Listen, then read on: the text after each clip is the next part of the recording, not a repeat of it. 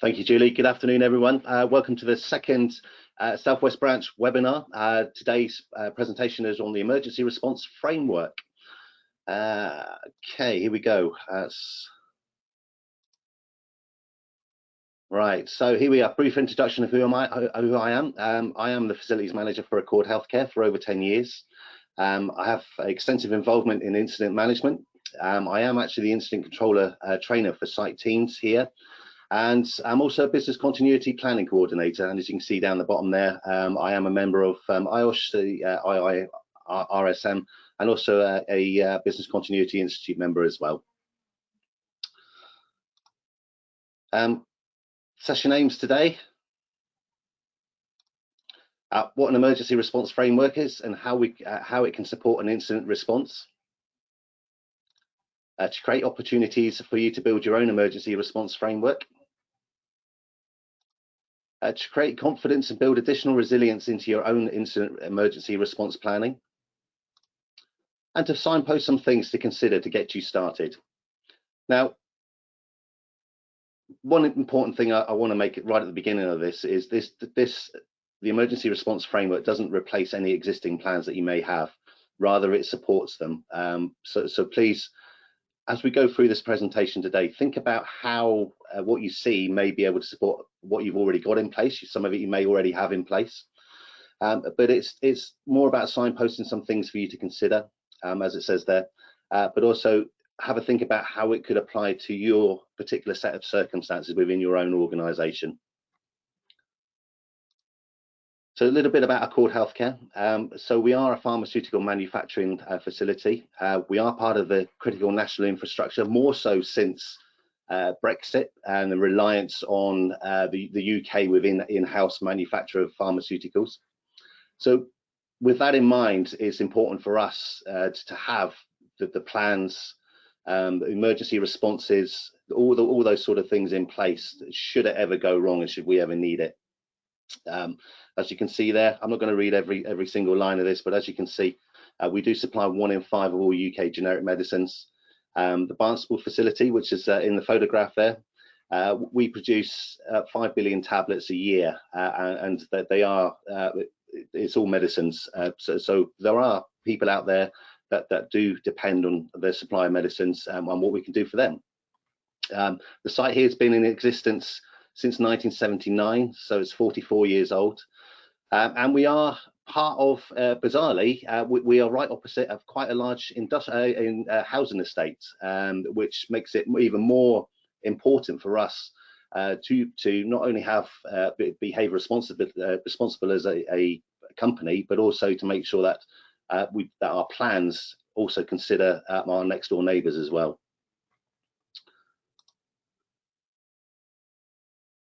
So over a course of a year, we will have incidents that will require a response from one or more of our site teams. There's some more of our more memorable ones, a few photographs to accompany them as well. So we've had localized flooding, the caravans that you can see there, that was a trespass incident by a group of travelers. We've had trees down through various storms, and the bottom right there that you can see in the picture is one of our larger meeting rooms, which was part of a flooding incident. And these all required responses from all of our site teams in making sure that not only did the manufacture of our pharmaceuticals continued okay, but also to put things back to normal as quickly as possible. We have a variety of different incident response teams on site, so some of them you'll be familiar with: first aiders, fire wardens, our engineering services team, incident controllers, and of course our senior crisis management team as well. They're all part and parcel of our emergency response. And within that response framework, we have the emergency response framework, which we're going to take a look at now. So what is an emergency response framework? It is a collection of systems and processes that support the management of an incident or emergency. It adds value and supports existing incident response and business continuity plans. Stress this again, it does not replace them. It provides flexibility and scalability in dealing with an incident, and is designed with versatility in mind, which is able to pivot and responds to a variety of incidents. So what that means is that we have a set of tools and processes that can be scaled up and can be used for whatever the situation is that you may find yourself dealing with. And I think for me, this is probably, when I talk about the emergency response framework, this is the one that's I think is more important. It's the scaffolding that helps support a response. So I've said it a couple of times already, but it doesn't replace existing plans. It is the scaffolding that helps support the response within existing plans. So ERF, Emergency Response Framework, saves me writing that all the time. But what's in our toolbox? So we have a pre-event assessment telecon. Some of you may be familiar with that. It's used extensively by the Met Office and other organisations, in particular the National Railways. They'll have these, especially when we had snow last week in a lot of the UK, and we still have it.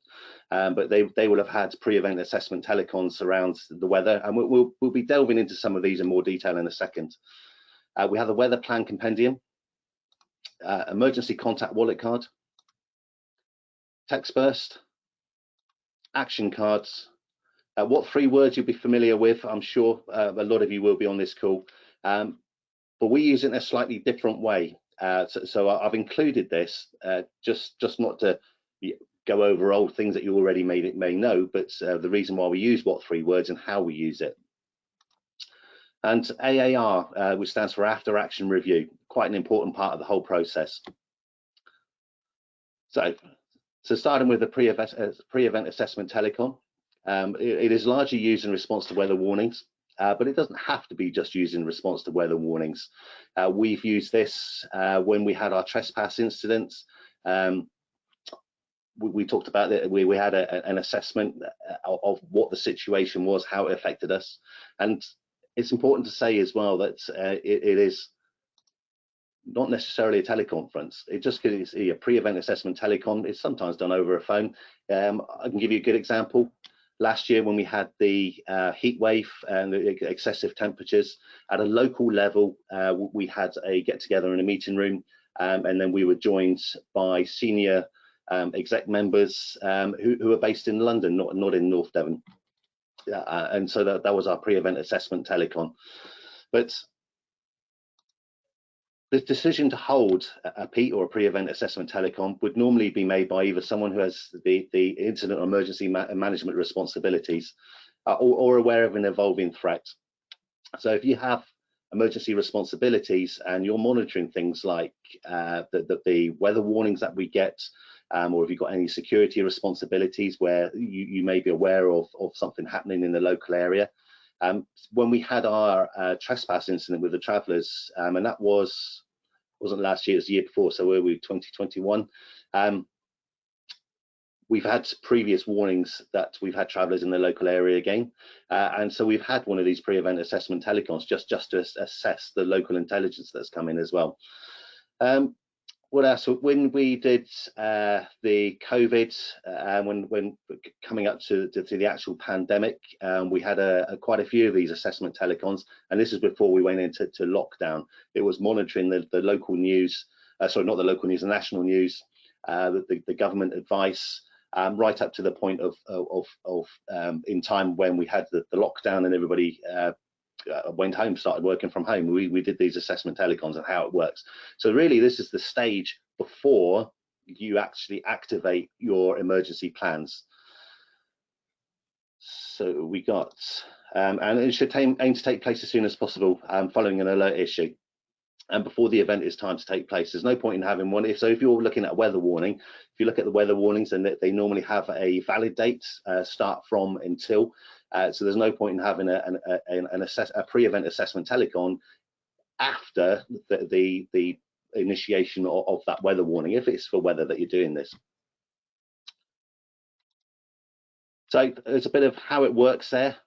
This is an example of a weather one. So on receipt of an amber, red or yellow with high impacts, warning or flood warning. But like I say, it doesn't just have to be for weather warnings. We've used this on numerous occasions for any intelligence that's at a local level. If you're in some of more of the built-up areas, in the city areas, there are various protest groups, and you can have one of these assessment telecons assessing what that particular protest. I'm thinking of Extinction Rebellion when I say this, but there are other groups. I believe it was last week that a lot of banks were targeted by one of these groups. So I anticipate that the banks that were affected by this, I would hope, would have had an assessment telecom before it actually happened, before they initiated their plans. But there's a bit of a flow chart there as to how it works. We start with assessing the information. What does it mean for us? You get agreement, consolidating the agreed decision on what happens next. And then coming out of that meeting, if it's like a yellow weather warning, it could be that you monitor for the next update, because more often than not, if you follow the course of weather over a week with the weather warnings, they'll sometimes go, quite often, they'll go from yellow to amber, and sometimes, not very often, but they will go to red. But also weather warnings will move as well. For instance, a good example, last week when we had snow, the southwest wasn't really badly affected by the snow, but there was a yellow weather warning that we had, and it impacted the Barnstable area where I'm based. And then the following day, I think it was the following day, but the yellow weather warning actually moved over. It had gone. We were no longer in the yellow weather warning.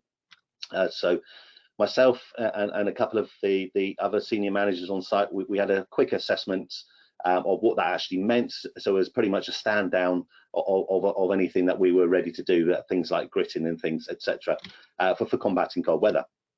So it's about monitoring the situation, and at some point in that monitoring that situation, you will say, right, we either stand down or we go to the next level, which the next level, of course, will be the initiation of plans. Interesting, if you ever get to the point where you're not sure whether you should initiate the plans or not, there is something called a no regrets policy.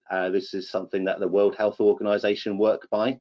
And a no regrets policy is basically, if we're in doubt or we're not sure what we're dealing with, we'll just throw everything at it, because it is far easier to pull resources back from something than it is to keep adding resources in.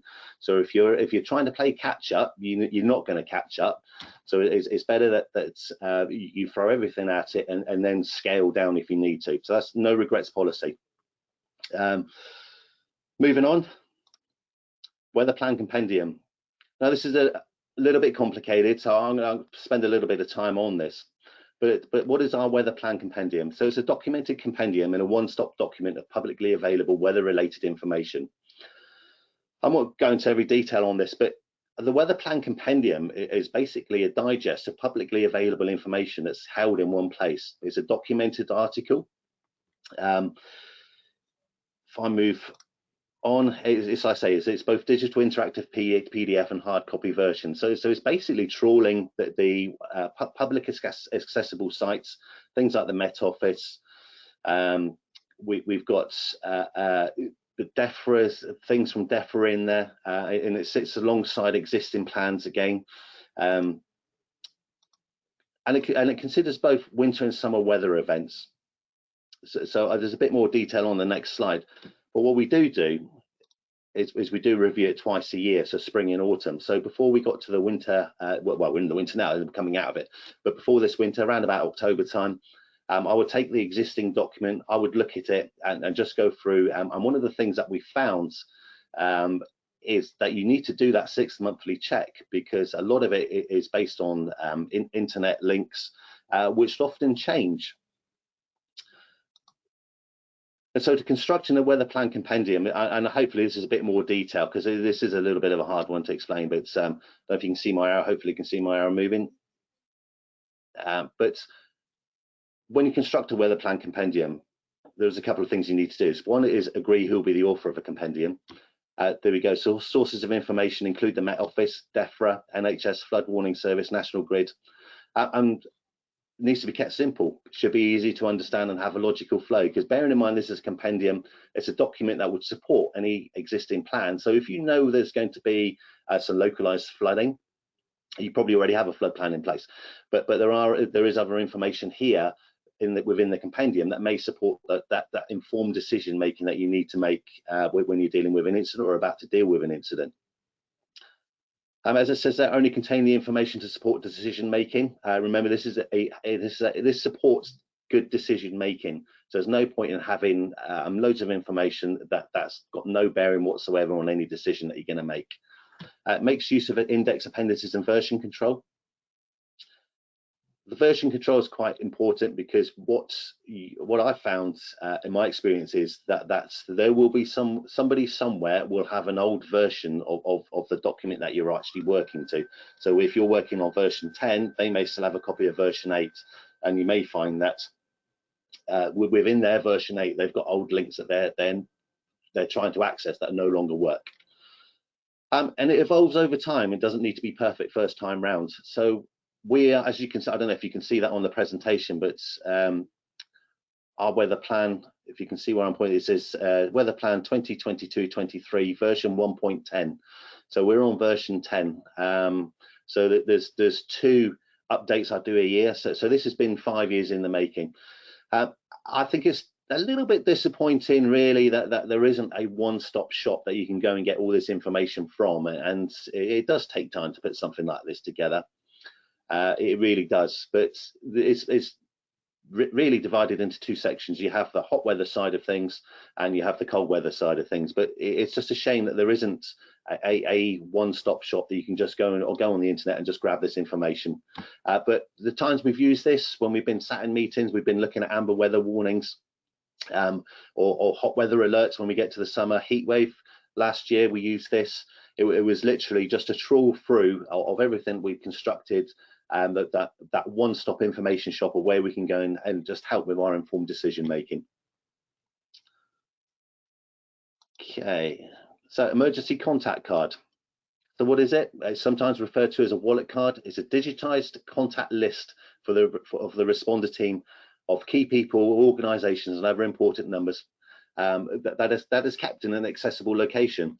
Now, the reason it's called a wallet card is that this is probably our earliest tool that we were using in our emergency response framework. A wallet card, it was a printed piece of paper, A4 paper, which was folded up and it was kept in a wallet or handbag, just for accessibility.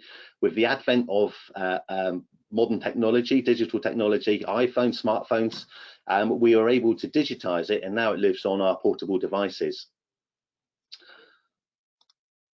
So how does it work? So when an incident occurs to rally the troops, key contact information is held accessible in one place. As you can see there in the background of this photograph, that is an iPhone, and that is the contact list sat on the phone. So next slide is about how we construct a card. We'll go into that in a second. But it aids a quicker and efficient response to an incident. I've used this, well, if you have emergency response responsibilities, you will know that an incident doesn't happen at 11 o'clock on a Monday morning. More often than not, it's going to be at a weekend or late at night, where the key people that you need to get together are not going to be accessible as they would be if it was 11 o'clock on a Monday morning when something happened. So very important tool. This is probably why this was the first tool within our emergency response framework. So this is how you construct it. So it is a contact list divided into sections, and it's starting with the core response team and the coordinator or leader first. So you have the key people at the top of the list, and then it goes down into further sections. So within our list, we have our crisis management team at the top, and then you have your call-in guys below that in a separate section, and then there's a third section that's added to that, where you have more senior people within the organisation that aren't necessarily based at the Barnstable site, but these are guys, stakeholders that you need to inform that something's going on, you need their help or may need their help. Now, a little while ago, just before Christmas, I did this presentation for the Devon Resilience Forum, and that's a group of the parish councils, so their emergency response. And we talked about within this presentation, when I did that, about adding in their organisations that they could rely on, like the 4x4 guys that will go out, and the volunteers that will transport medicines and things when snow's on the ground. So they saw the benefit of this. So if you have anybody, or if you rely on contractors or suppliers that may support one of your own incident response, then that sort of third section is where that would need to go. Very straightforward how to construct it. So as you can see there, you've got name, what their role is, their main phone number, mobile number. What I haven't put in this is we have a second list that's held by our security team in a locked safe, and that has personal contact numbers on as well. So if you have something that happens out of hours and you need to contact somebody, and they need to be contacted at home, that number is held by our security team, can only be accessed in an emergency.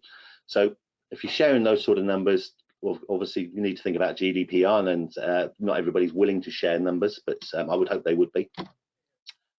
To save it digitally, it is a Word document, but it is saved as a PDF file, and then it's emailed to all those that have a responsibility, and also senior management teams that also have a need-to-know basis if anything should happen. My contact list, digitalized contact list, is kept in the Book app on an iPhone, but PDF, smartphones, they all do this similar sort of thing, so it's not a problem at all to do that. The best thing about having it as a PDF, as I found, is that the phone calls can be initiated directly from the PDF. So you literally click on the phone number and it will start dialing. So reviewed 4 monthly. So that's very important to review it 4 monthly, because people do change roles in departments, sometimes phone numbers. And also, if you have anybody that joins the organisation or leaves the organisation that's at a senior level or is on that card, then it needs updating then and resending around. And again, version controlled. Version controlled again is quite important. If you're on version 20 and somebody else is looking at version 18, then it's not going to work for them. In a similar sort of vein, TextBurst. So we have a system called TextBurst. This is a commercial system we use, but we'll go into that in a second. But it's a system used to send group text messages to alert or update incident responders and other key people. This example I've got in the presentation, this was actually something that happened. It's not a made-up one. This was something that happened when Storm Arwen came along. And how does it work? If responders are able to initiate messages by way of a text messaging system, to ensure timely notification and activation of a response. And it's something that could be updated. So within our response, immediate response team, everybody has access to our TextBurst system. It is a commercial system, but we'll come on to that in a second, and is able to quickly initiate messages. Now this message that you see as an example, this was sent by me, and it was very early in the morning. I can't remember what time it was now, but it was still dark, and everybody got it that was on our system. Very good. If you haven't got this within your existing arrangements, then please consider it. So sending text bursts. So use group tests or other messaging systems. So like I say, ours is a commercial system. It was actually used by our commercial sales team to talk about special promotions and things, and we adapted it or we borrowed it. Some would say we probably hijacked it for our own emergency arrangements, and it works very well. But there are other systems. You've got WhatsApp. I'm aware of some organisations do use WhatsApp for emergency messaging. MS Teams. You can get the Teams app on your phone these days. It does exactly the same, but you can create different message groups if applicable. So within our TextBurst system, we have the immediate emergency team. We have groups set up, so we've got department managers within a separate group. Crisis management team is within a separate group, but we also got one big group as well with all those guys in there. Keep messages short and to the point, avoid jargon and TLAs. TLAs, 3-letter acronyms. Test it from time to time that it works and the team are responding to the text. Very important one. Test it from time to time. We did a test of our system not so long ago, but it's probably just after Christmas. What we found was it was done on a Saturday morning. So it was sent to work phones, but what we found was there was a couple of managers that had actually transferred their phone calls from their works phone to their personal mobile, so they wouldn't miss any phone calls that came in over the weekend. Unfortunately, they did miss the text message because the text message wasn't forwarding to their own mobile. So that's something that we've addressed within the organisation, but that's a good example of why you would test the system. So the group message should include what the emergency is and current status, the action required, whether it's stand to, be ready, update, or stand down, or normal condition, and the action time. So use if you're going to use the system and you need to put times in there, but then use 24 hours, the 24-hour clock and the date, of course, and location as well. There's no point in sending a text message if you need part of your emergency team to be somewhere if they can't be there because you haven't put the location. And any special instructions.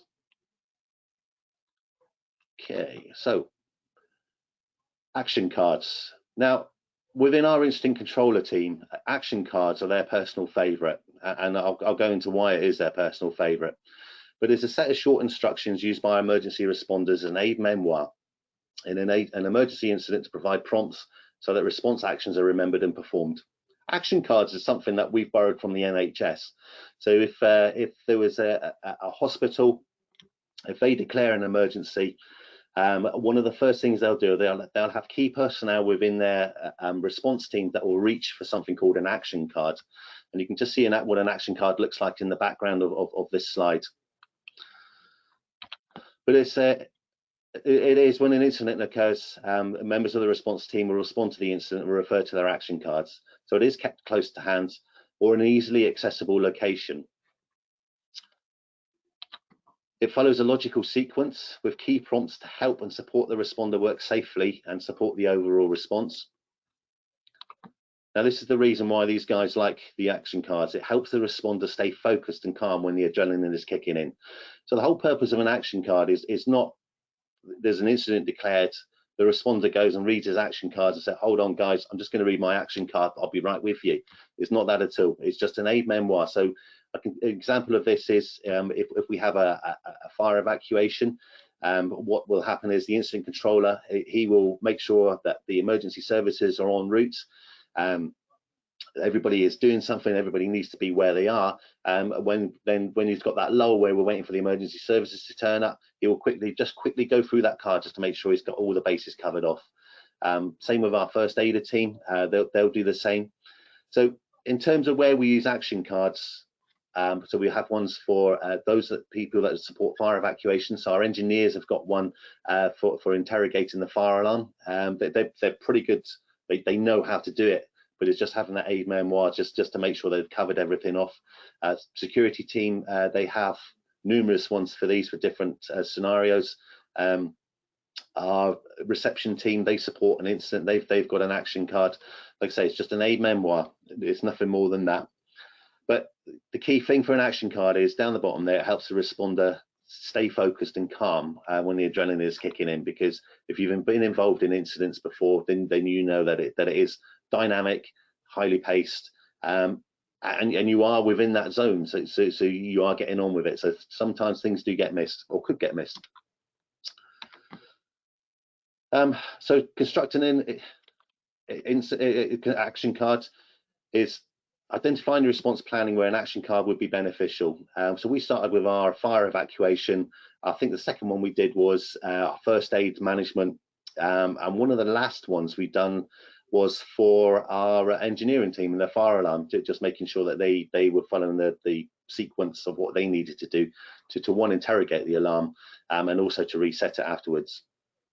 Key thing is involve those that may be required to carry out the task. There's no point in writing an action card if you're not actually directly involved in that aspect of it. A bit like a risk assessment, you need to involve people to make sure it's written and does what it says on the tin. Remember that it is an aid memoir. It's not a set of instructions, it is an aid memoir, because the guys should already know what they're doing or had the training to know what they're doing. It is just to help them through that situation where the adrenaline is running, and it's quite dynamic. If it's more than 2 sides of an A4, it's too long, you need to trim it back down. We laminate ours just to give it some protection, and of course review it after use, and if something changes, or on an annual basis, because things do change. Has to have a logical flow to it, and as you can see there on the slides, it's got a title, which respond the action card is for, what it's used for, brief context, short numbered space sentences, keeps it nice and clean. Remember, these guys are going to be under pressure, and it's version controlled again. So what 3 words? So I'm probably not going to spend too much time on this slide, because hopefully many of you will know about what 3 words. I think it's a fantastic app. It's probably the most useful app that anybody can actually have on their phone. Yeah, if the day that you're going to need this is the day that you're going to be thankful for putting this on the phone. So as it says there, there's over 85% of UK emergency services confirm they are using it, accepting 3-word addresses. That picture in the slide is an aerial shot of the site where I am, and that is our 3-word address. In a voluntary survey of 9 emergency services across the UK, there you go, what 3 words found that 44% of the emergency services surveyed use what 3 words to locate callers daily. Now, I'm not going to read the second bit. I can tell you that we've used what 3 words on an emergency call out twice in a live situation, where we're both first aid incidents which required an ambulance to come to site. Was ill health, wasn't work related. 2 separate occasions, but on the first occasion we used it, it was because our guys here phoned the emergency service, requested the ambulance to attend site, and they didn't recognise our postcode. So our security team immediately switched into what 3 words address, and that was no problem. They were en route. The second time we used what 3 words, security didn't even bother with a postcode. They went straight to what 3 words and used it. Fantastic app. But where do we use it? So a little bit about how you can use it in an emergency. The 3 words for the location. You just give the 3 words over to their call handler, and the emergency services are able to pinpoint you by those 3 words. But the important thing is, what we have is, we have on our site, in our key locations, we have signs made up of what 3 words location is. So this particular picture here, the site location one, that's actually down on our front desk for our reception team and security team, that if they need it, they can just phone up, use the what 3 words. They don't have to get on an app or anything, because we've already done that. So if you have some key locations within your organization or area of responsibility, this is definitely worth doing. Again, the presentation I did this before Christmas, the guys that did flood management, or had flood management responsibilities, or knew of areas where flooding was a possibility, or they had vulnerable people living in their neighborhoods, they saw the benefit of having what 3 words already signposted on a little sticker next to a telephone, on a signpost next to a low-lying area. Fantastic. After action review, you'll probably may know this as a hot debrief. We like to call it as an after action review, but it's a formal discussion or debrief following an incident or training event, and enables the individuals involved to better learn from that experience. So we all think we've got the best plans in the world, but more often than not, they are tested from time to time, and there's always something that you can learn from it. And I think it's important that you capture that learning and say, well, how could we have done it better next time? The success of an AAR is that it's conducted with openness and learning. And it's not about allocating blame. That's quite important. More often than not, everybody's an expert in hindsight, and it is a bit of a bugbear of mine that when we do have an incident, that there is that sort of autopsy on what we should have done, could have done. It doesn't work like that in an incident. You can only deal with the information that you have at the time. So AAR, not about allocating blame. It's a tool for continuous improvement, and ask the questions, and this is extremely important. What did we do really well? What didn't we do particularly well? And what would we do differently next time? I think if you can answer those 3 key questions and be better next time, then fantastic. So how do you conduct it? So conducted as ASAP after an event. So memories are fresh, participants are available, and where appropriate, learnings can be applied immediately.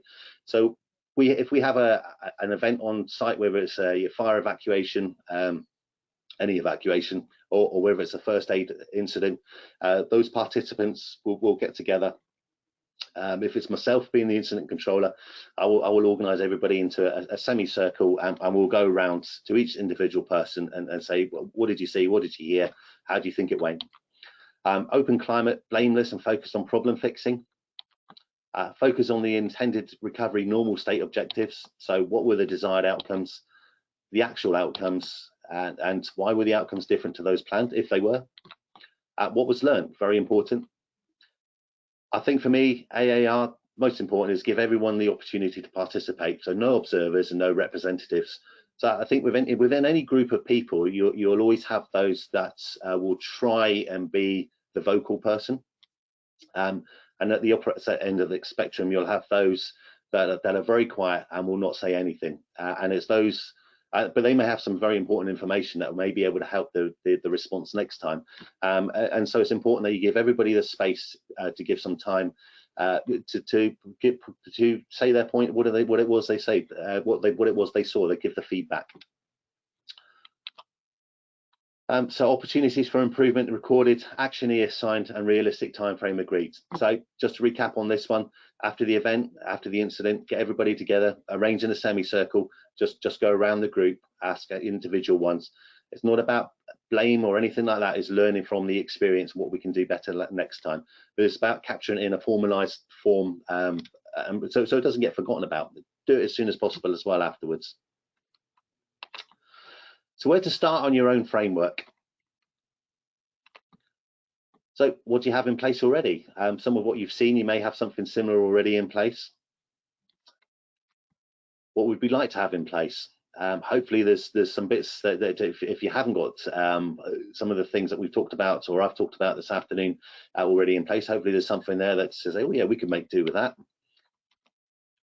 Agree the rollout plan with the team, manage expectations and be realistic. So if you wanted to put everything in place that we've got here that I've shown you this afternoon, you're not going to be able to do that within a month's time. It'd have to be a gradual rollout. For instance, the weather plan compendium that we use, that's been evolving over the last 5 years, and before that we used something totally different. But again, it's probably been about 10 years in the making to where it is now. Appoint an ERF coordinator to oversee. That may be somebody within existing responsibilities within your incident management teams or emergency teams. Very important at the bottom there, a perfect ERF is aspirational. A good ERF just needs to work and can be developed. At the end of the day, it doesn't really matter what it looks like as long as your emergency response framework works for you. It doesn't need to be bigger and better than anybody else's. It's got to work for you. And then finally, an emergency response framework builds added resilience into existing plans. Design and build it with versatility in mind, which is able to pivot in response to a variety of incidents. The more you can make it to be more versatile, to not necessarily support a particular event, but if you can build a framework that can support a multiple number of events, different scenarios, then you're on the right track. And make it work for your team and circumstances. Talked about that just a minute ago. It has to work for you. And exercise and test it before you need it. Very important. If there's no point in putting all this in place if on the day you need it, you suddenly find it doesn't work. And that is the presentation complete. Thank you for your time. Thank you, Simon, for an excellent presentation. We do have one question in already, so if anyone else has any more questions while Simon's answering this one, please do put them in the questions area now. So the first question is there a standard format to cover during PEAT, PEAT in place so that effective assessment and discussion is being made? No, a very good question though, but it is Pretty much when you do a PEAT, it is literally, I can tell you how I do it.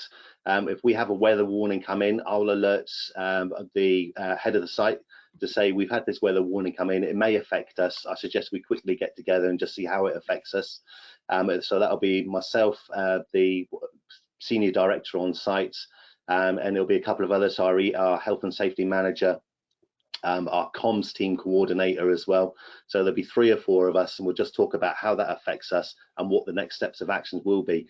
Now, it should be noted, so notes are taken, and then that can be followed up with an email to say this is what we talked about, this is what we agreed, and we will put in another meeting, which may be on the same day. So if something happens at 9 o'clock in the morning, and it's a situation that's evolving, it may be decided that you have another meeting at 11 o'clock, perhaps another one at lunchtime, and then either the situation you're dealing with or the incident you're monitoring, it could be that at that point you either stand down or you escalate or you continue to monitor.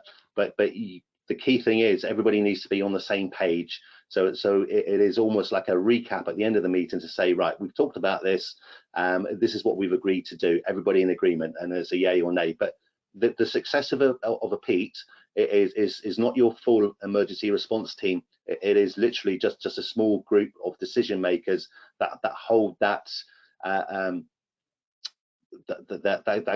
able to implement either the stand down or the wider escalation to the emergency response team. Hopefully that answered the question. Great, thank you. Hopefully, Ahmed, that did answer your question. So we don't have any more questions for now. Just to give people a chance to ask a question, are there any top tips or last thoughts you would leave people with? No, I think for me that in my experience, the 2 things that everybody should have in place is the contact cards, and especially if you can digitize it, so a PDF version that you can stick on a mobile phone, so it's there all the time. Let's say the more often than not, the emergency will happen out of hours on a weekend or on a night time, and if one of your responsibility is getting the troops together, is at that point in time when you're doing that, it's an invaluable tool. And I think the other one, the feedback I've had from the incident controllers on site is the action cards, because they're so grateful that and appreciative of that when they're dealing with an incident and they've got that time within that incident just to quickly go through that action card just to make sure they've covered off all the bases, and understand what it is they needed to do. It is that being able to focus on what it is they need to be doing rather than forgetting something or worrying that they're going to forget something. It just helps with that decision making and helps them keep focused. Yeah, but action cards, brilliant tool. Great, thank you for that. We don't have any more questions in. Obviously, your presentation was really comprehensive. People don't have any more questions. So I'd just like to thank you, not only for giving up your valuable time today to present today's webinar, but as a committee member and the rest of the Southwest Branch Committee for volunteering your time to put on these webinars for members. So I'd like to thank you. I'd like to thank everyone for attending this afternoon or this evening, wherever you are in the world. And just to remind everyone that the recording will be uploaded onto the IIRSM YouTube channel in the next day or 2, and your certificates of attendance, if you'd like one, will be sent out automatically by the system this time tomorrow. So goodbye, everyone. Thank you, Jim.